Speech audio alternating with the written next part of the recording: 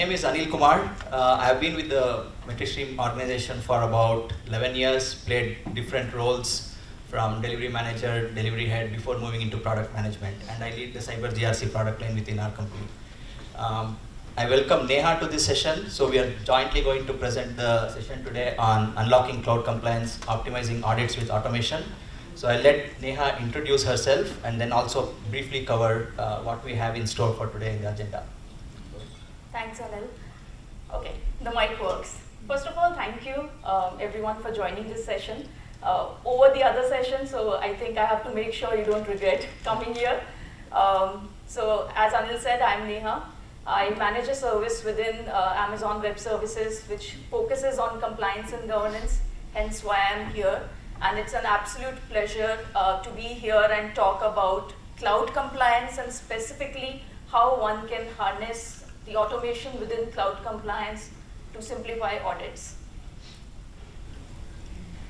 So the agenda is pretty simple. What we want to cover is we want to talk about the traditional audit experience that I'm pretty sure each one of you have come across either with your customers, within your organization, or have heard from your partners.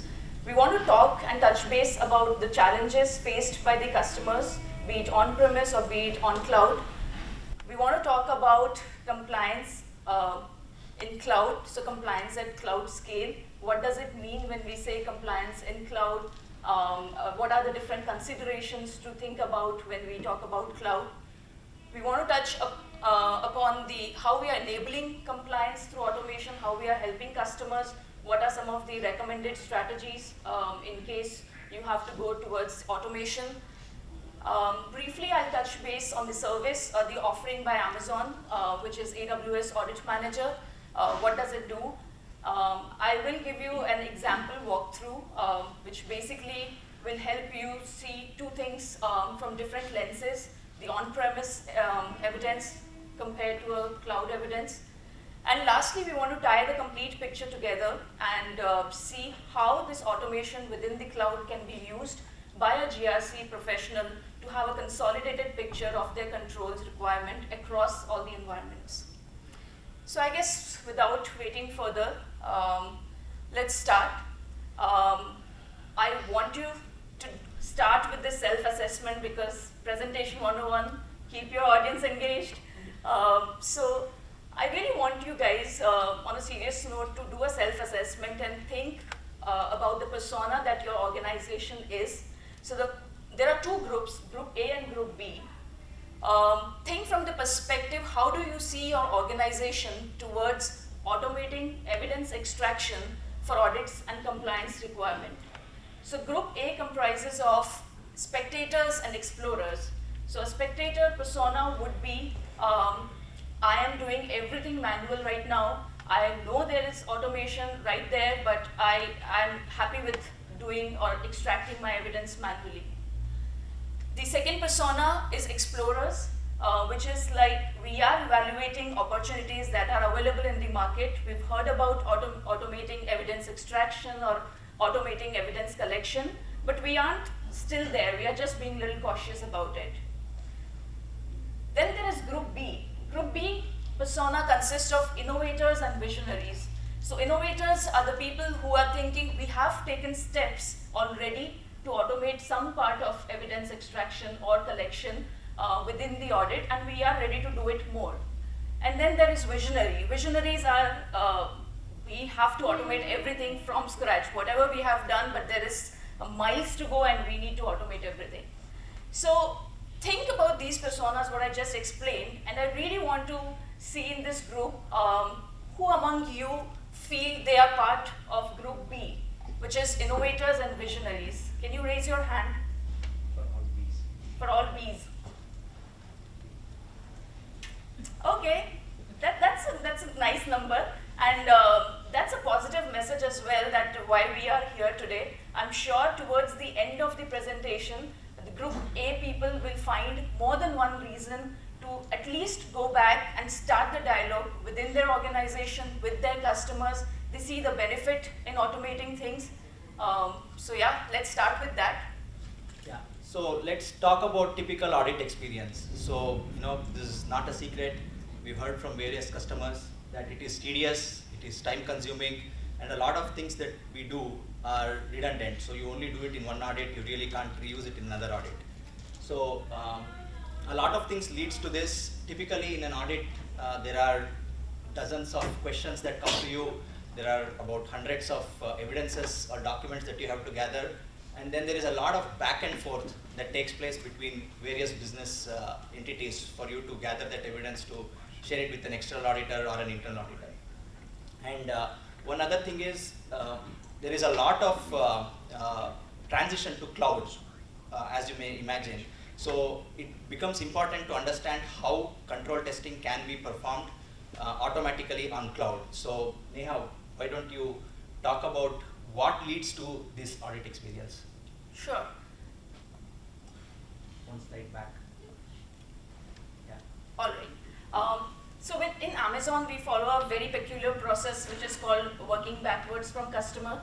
So we go talk to our customer, listen to their problem, and then work backwards to find a solution for the problem. Every customer that we talk to has their unique needs. But when it comes to challenges, we see a very common pattern, specifically in the security and compliance world. The first and foremost is manual collection of evidence. We hear from a lot of our customers that the IT persons are mostly tend to collect evidence manually because the organization or the leadership is not focused in automating the evidence. So it leads in redundant tasks, time-consuming tasks. And there is, of course, a lot of back and forth between the business users or the compliance professionals asking the other people, about the weekly reports. But since it's manual, it's taking a lot of time. The second thing is, because it's manual, often the evidence that is collected is not fully complete. There are high chances when you go and collect evidence manually, be it screenshots, be it configurations, there are high chances that it is incomplete or not appropriate for the final audit or to provide it to your auditors. I don't know, somehow it always goes to the next slide. But the second thing is difficulty in searching and reuse. A lot of organizations still face a challenge in grouping of the evidence because in audit, I think there is plethora of evidence to work with. And if you don't group your evidence in the right way, it is always going to be a problem, because when an auditor comes and asks for specific or relevant evidence, the teams will just go back and forth searching for the relevant evidence, and again, that becomes very time intensive. And lastly, redaction and sharing of evidence.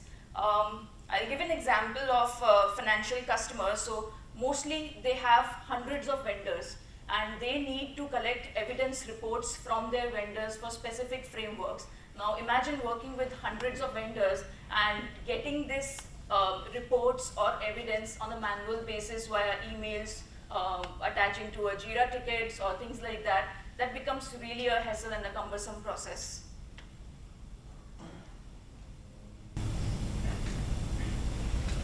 Wants to move forward. Yeah.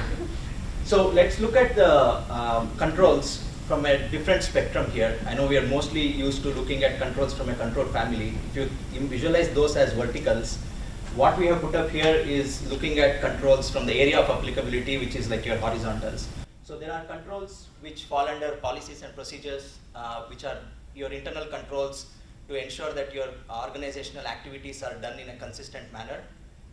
Your application and system related controls, which ensure the information in your application are secure, it meets the CIA obligations of your organization.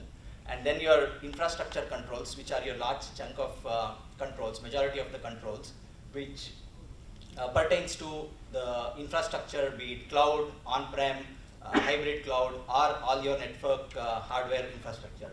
So it is in this infrastructure control space is where there is most potential for automation. There are others which are policies and procedure, which you have to do it routinely, you have to do it via manual methods, but it is in this infrastructure area is where there is most potential for automation. So I think we can go ahead and talk about how AWS handles automation on the automatic control testing on the compliance side. Why don't you cover that, Neha? Yeah, I think 40% says a lot. If 40% of your controls are covered at infrastructure side, it says a lot. that there is a need to at least look into it and automate it. In Amazon, when we talk about compliance, we always come up with this standard picture, which basically explains the joint responsibility of Amazon and customer. That basically means when it comes to cloud security compliance, it is always a joint responsibility. Amazon takes care of security of the cloud, whereas a customer takes care security within the cloud. When I say security of the cloud, everything, be it hardware, softwares, network layers, everything is what Amazon will take care. But for the customer, everything within the cloud, so for example, encrypting your data, for example, creating IAM policies,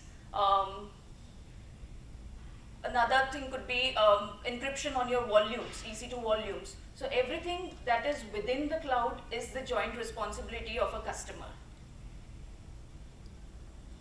Now, when I talk to customers, there is this, always they are talking about, we want to go towards continuous compliance. We really want to go in that direction. But what does continuous compliance means when it comes to cloud? I think it's pretty simple. The ability to precisely visualize who did what and where in a real time, and then probably enable looking at those misconfigurations and detecting that there is something wrong, and then taking necessary steps to solve it. It's a long statement, but I think in a very short form, if you have a precise visibility on who did what from where in a near real time, that is like a superb combination to go for continuous compliance within the cloud. Now, there are organizations, I think, as we were just talking in the previous session, that cloud is already sold. There are organizations more and more moving towards cloud. But when this organization started moving towards cloud, it brought or introduced new set of considerations. Especially the second line and third line of defense were mostly focused, how does the architecture look like? What are these considerations? What are the different services in the cloud? Who is going to be the control owners for these different services or different applications? So this brought a new set of consideration and new set of challenges. In cloud, I think every minute there are hundreds of volumes of volumes and EC2 instances that are being created or being updated. So we say to our customers that cloud is really, really dynamic in nature. And when you're moving towards cloud, automation is not just an option, but automation is a necessity. You can't survive in cloud without automation because of its dynamic nature and the agility and the scalability. Now, how do we achieve automation, or how do we gain efficiency in our audits? Basically using this automation. So we always suggest at least the 4 ways one can bring automation and enable in their audits. So the first one is always start with common controls frameworks. It is extremely tough for customers when they are working with multiple frameworks to look into one framework, set of controls, collect evidence against those controls, look into another framework, collect evidence. Rather, if you have unified or a common control library, you just need to look at a specific set of controls and then go and collect evidence against those controls, which will basically satisfy more than one set of requirements. I think something that Raghu was pointing out in Aspire as well, that there is a need to reduce the duplicacy of controls on the customer's end, and that becomes really important. The second part is automating evidence collection. I think, as I explained in the previous slide, that collecting evidence manually, there are screenshots, there are configurations, there are compliance checks. It is again very time intensive. So focus on automating the collection of evidence. That will really help even the first line and the second line to focus on more important things which require cognitive intelligence rather than working with those redundant tasks. Third is tagging and grouping of evidence. So make sure you use proper tagging strategies or grouping strategies for your evidence So when it is time and the auditor asks for a relevant evidence, you are not running back and forth, having conversations on tickets, having conversations on email, where is the right evidence. Rather, it is very useful for you to just go and find those relevant evidence. And again, I think the use of natural language processing will play a very, very crucial role, especially when you are going to find a relevant evidence or grouping of evidence. And lastly, the automatic redaction. So again, as I told you, manual redaction takes a lot of time. So if for the auditors, if you can enable them, even for the compliance professionals, because they want to look at their complete compliance posture and need to make sure that everything runs fine. So when you automate redaction, it is very important. It becomes really useful for them to look at the exact thing that they have required, rather than looking at everything that probably they don't need to look at. So with that, I think I don't need to emphasize more on it. So if you automating, or at least following the last 4 processes, what I said, will save a lot of time and effort for the first line, for the second line of defense. It will improve speed and accuracy. So, and again, it will also boost confidence. So if you are automating the evidence collection process, there is less likely chances of having some kind of a manual errors in it. So you go with more confidence to your auditors that this is a system collected or generated evidence, and you have more confidence in the accuracy of that collected evidence. Better reporting. So if you can automate the collection process or the extraction process, it becomes really useful for the compliance professional when they want to have a complete one consolidated picture, I think, which Anil is going to talk in detail in the upcoming slides. It becomes really useful for them to have a look at the complete compliance posture, rather than really working in, with teams in silos and collecting evidence and then making a sense out of it when you join all these together. Especially customers who I believe have, let's say, have to work with on-premise, have to work with cloud, have to work with multi-cloud. It becomes really important for them to have better reporting using automation. And lastly, and very, very important, is building your employee morale. As I told you, if organizations are wasting time of their employees in redundant, monotonous tasks of collecting these evidence and things manually, making these reports manually, I think instead you can focus and provide enough time to your employees so that they can work on something which requires more cognitive intelligence, and that can again boost confidence. I think Neha, just a quick time check. I think let's move to the example. I think that will be more pertinent to the teams. And Sure. then again, because we're just keeping a check on time, feel free to reach us after the session if in case there are any specifics that you need. Let's cover the example. I'll quickly cover about one point, the verifiable provenance, because that is again a question a lot of customers ask. If you're collecting evidence or automating the collection of evidence, how does the auditor know that this evidence that is collected is accurate? So what Audit Manager does, one of the offering in Amazon, is they always collect the evidence and provide a hash value against each evidence. This hash value is then becomes part of a digest file, which is provided to the auditors, which basically says that the evidence collected is immutable. Once it is collected, no application or service can temper or play with that evidence, so it is immutable, and that brings more confidence in the auditors for the accuracy of the evidence. Let's take an example to better understand it. So PCI 1.2.1 basically says that examine firewall and router configurations to verify that all inbound and outbound traffic is specifically denied unless explicitly authorized. It's not an exhaustive example, but just to tell you, if auditor has to look for this requirement and go and look for the evidence, on the on-premise side, they will look at firewalls, routers, switches, LANs, but in cloud, it is not very much different. What they will look for is security groups, network access control list.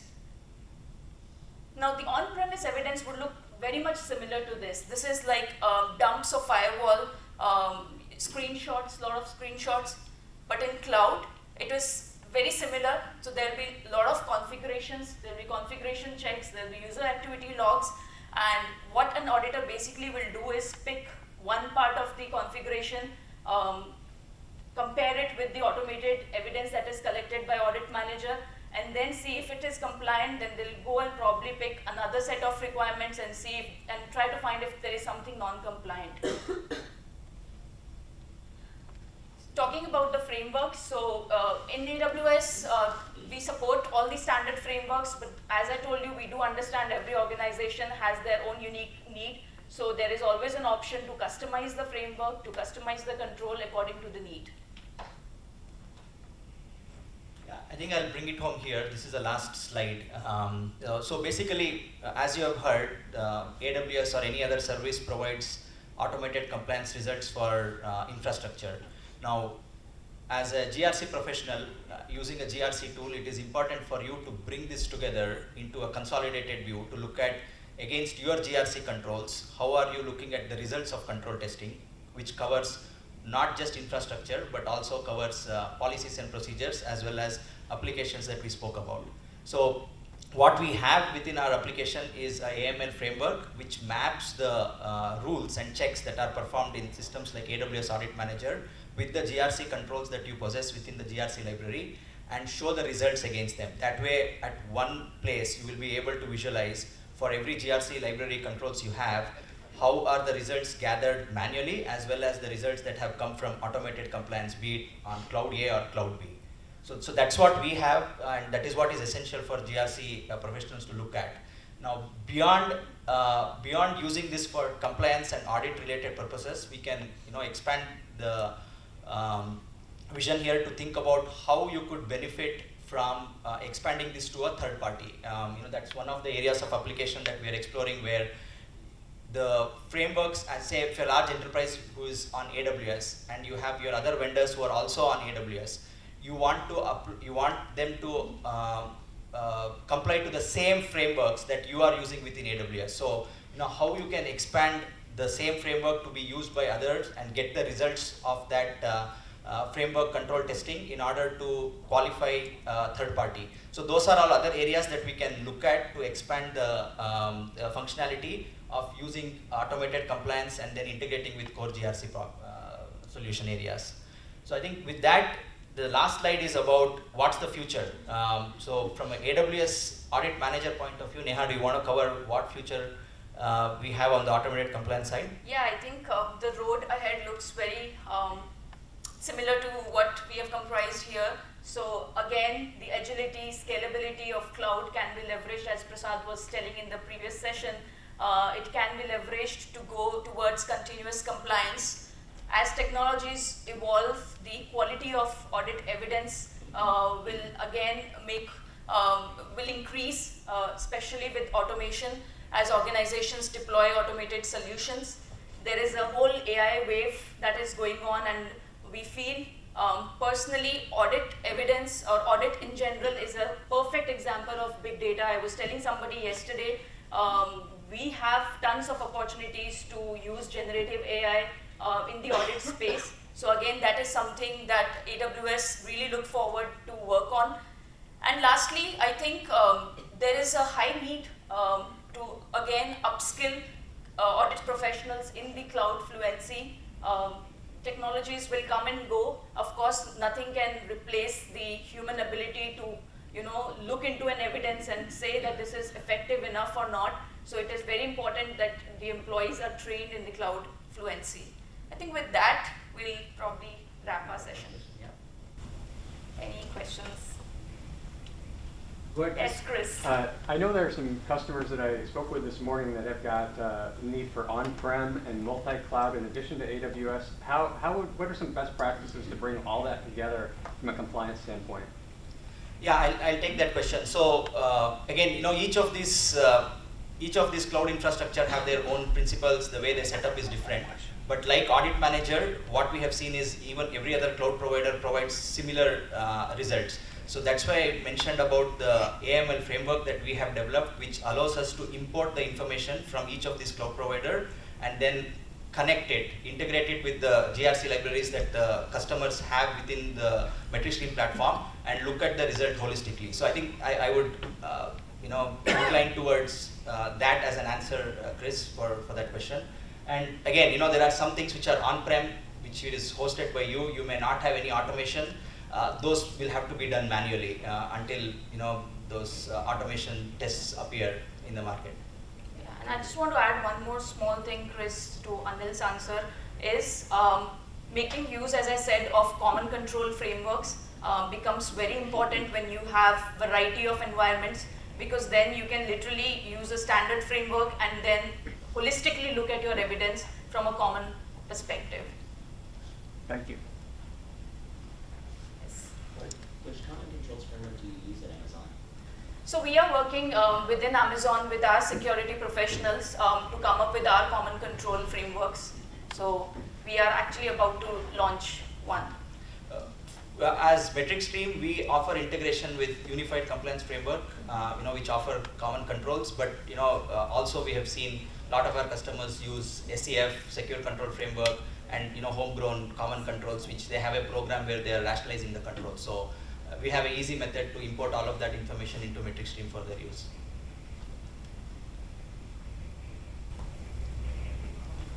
Asha, we're on time. All right. Any other Thank you questions? so much for your patience then. Thanks everybody. We are around here, please feel free to reach us and talk to us anything about automated compliance, both on AWS and in MetricStream. Thank you.